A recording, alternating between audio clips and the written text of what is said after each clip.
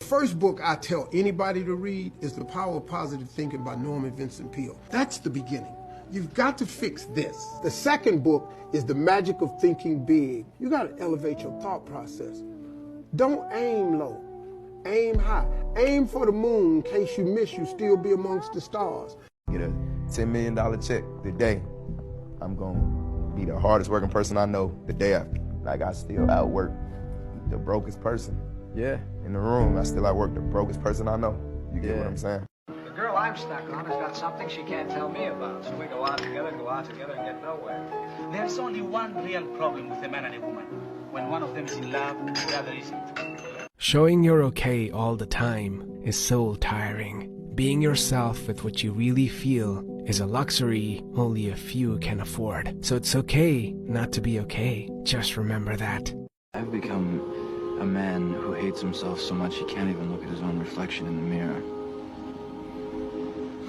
And I wish that I could tell you that being with you doesn't make that worse, but it does.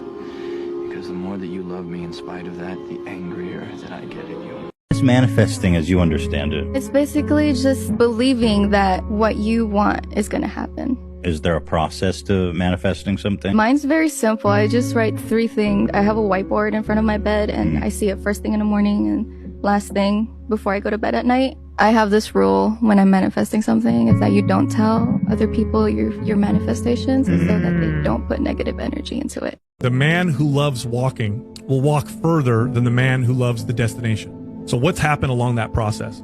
You've learned to love the journey. When you love the journey, the goals just happen. You hit milestones as a side effect because it doesn't matter. At that point, I don't care if I can lift this much weight or run this fast. I mean, that's cool and it's great and I love it, but I don't love it as much as I love the journey. I love the journey. What does the journey consist of? Sucking at something, failing, getting better, learning, start a new journey, start it over, do it again. Oh, the journey now involves I'm aging, my joints hurt. How do I figure that out? Oh, the process, here we go. And so when you fall in love with the journey, everything else takes care of itself. I'm from loyalty will get you killed, love will get you hated, and trust will get you hurt. Don't go around telling people what your story is. Everybody has a story. 80% don't care and 20% glad it's you. It's a woman's problem. It's a black people problem. It's a poor people problem.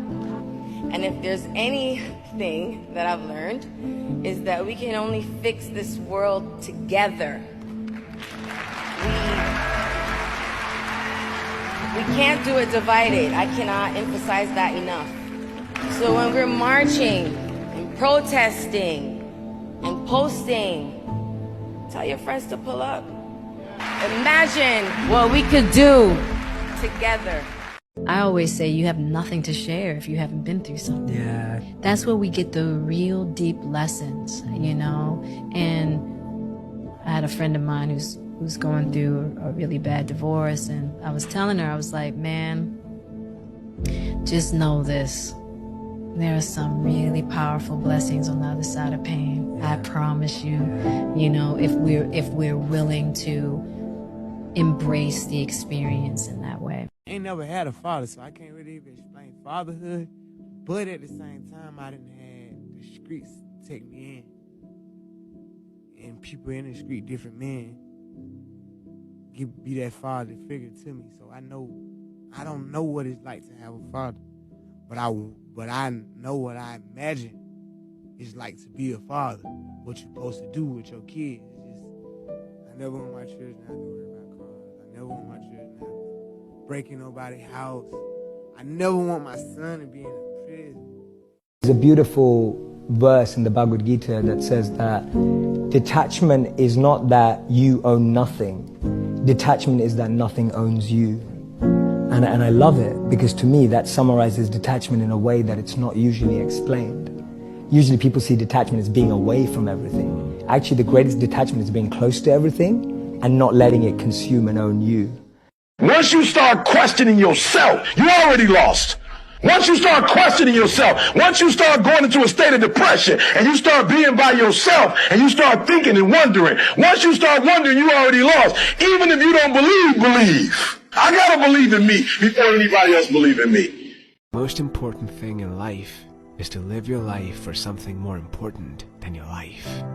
I feel like depression and anxiety comes from just inactivity and just general disengagement with your life.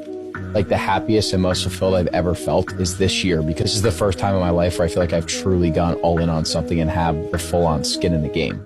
Mom used to say this to me, and I had to really think about this. If we all threw our problems in a pile, I guarantee you would take your shit back and run. Yeah. So let that sit in for a little bit. Think about it. There is no easy way. There is only hard work, late nights, early mornings, practice, rehearsal, repetition, study, blood, toil, frustration, and discipline. Which ones you like driving most? Rolls Royce. 17 cars? Yeah. And you got how many Bugattis? 2. Ferrari? Ferrari, 2. McLaren? 2.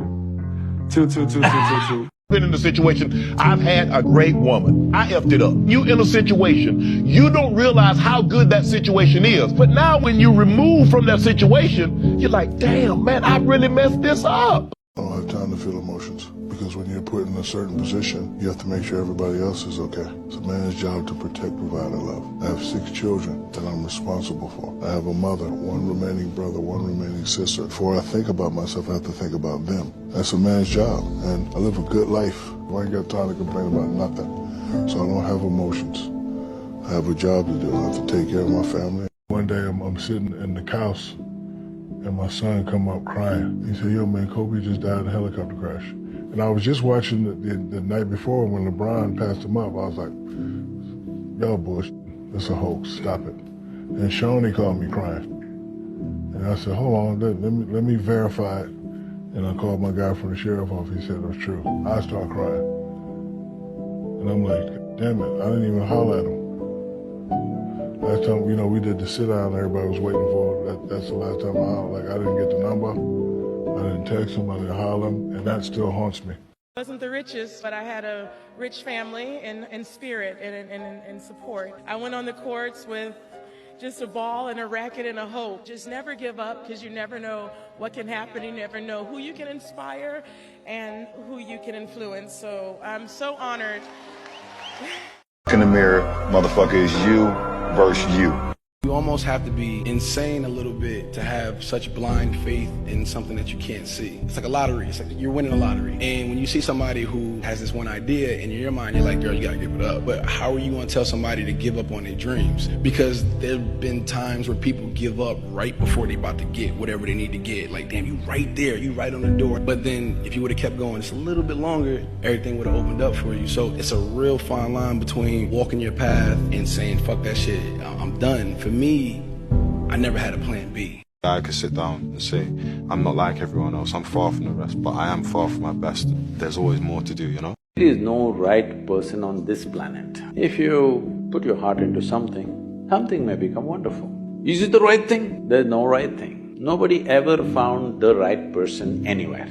If you get into that kind of unrealistic mindset, I have found the right person, oh, you will be soon disappointed. First thing is to see whether I am the right person. Instead of trying to work on somebody and fix them, if you work upon yourself and make you so wonderful that everybody wants to be with you, then there is a choice.